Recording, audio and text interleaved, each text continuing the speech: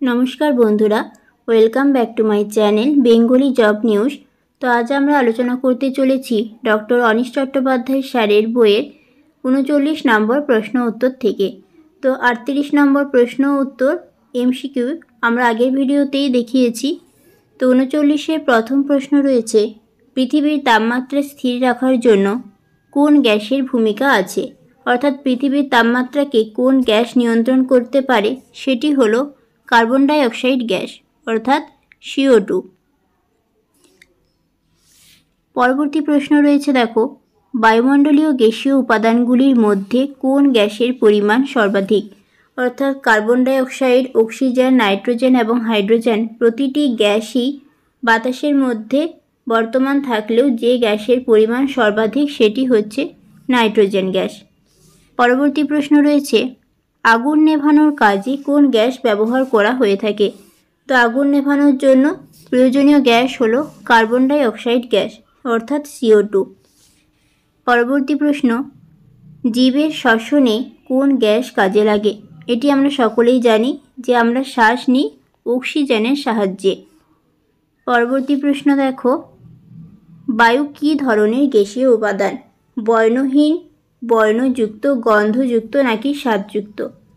তো আমরা সকলেই জানি যে বায়ুর কোনো বর্ণ, গন্ধ কোনো কিছুই নেই, অর্থাৎ বায়ু হলো বর্ণহীন।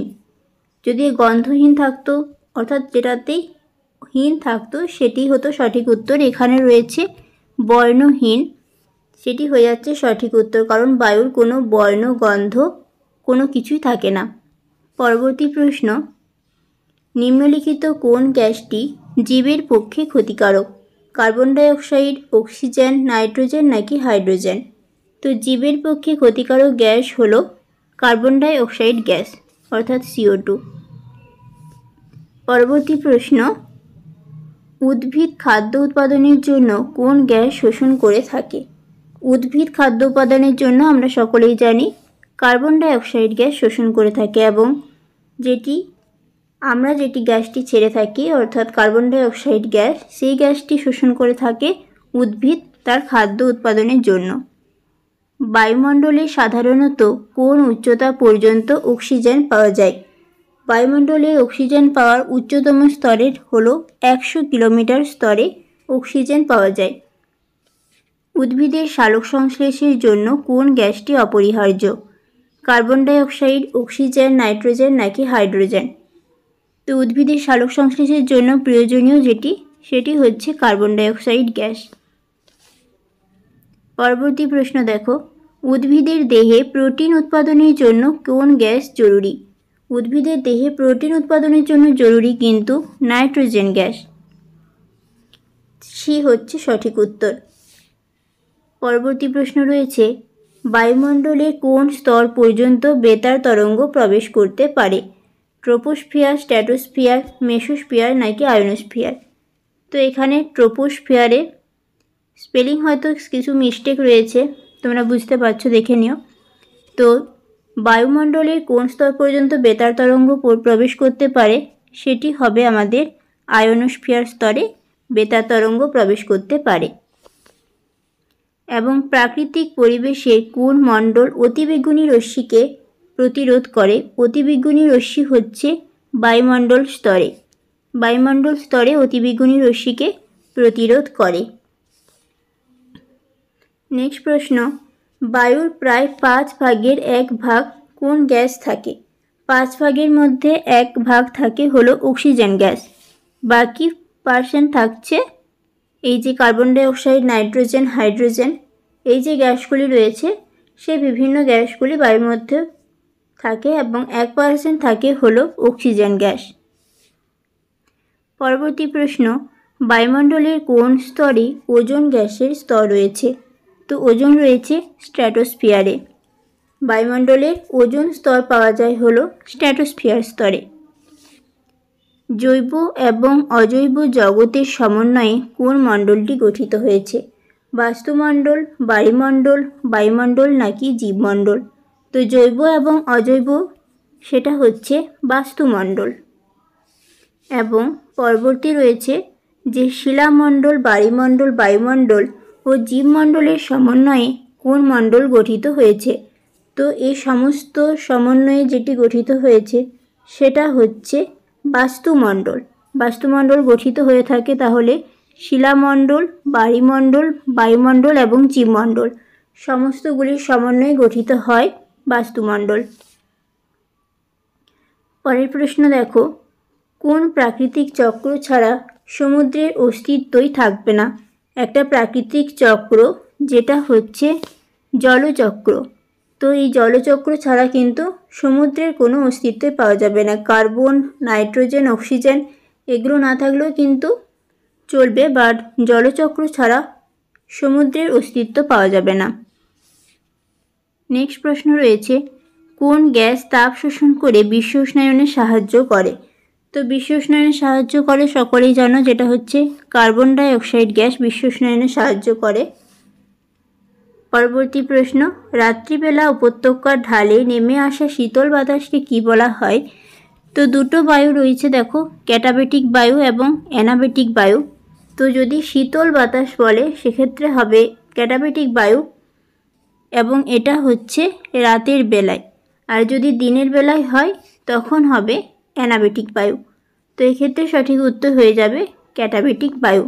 রাত্রিবেলা এবং শীতল বাতাস বললেই, রাত দেখলেই হচ্ছে ক্যাটাবেটিক বায়ু, এবং দিনের বেলা বললেই হবে অ্যানাবেটিক বায়ু।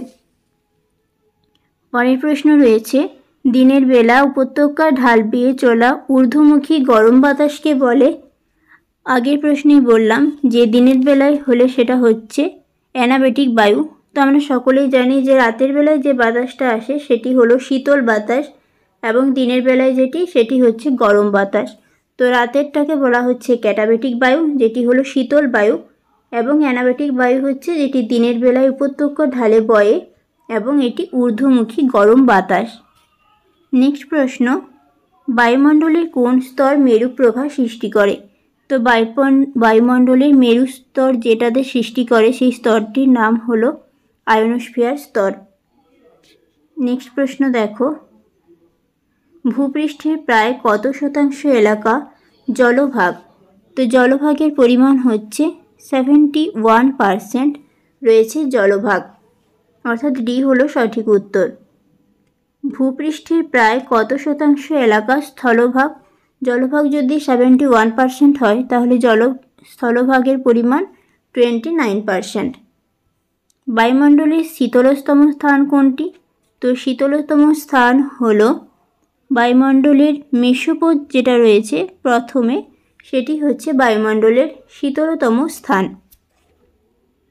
এবং যে শিলায় জীবাশ্ম পাওয়া যায় তার নাম কি? আগ্নেয় শিলা, রূপান্তরিত শিলা, পাললিক শিলা নাকি অস্তরীভূত শিলা?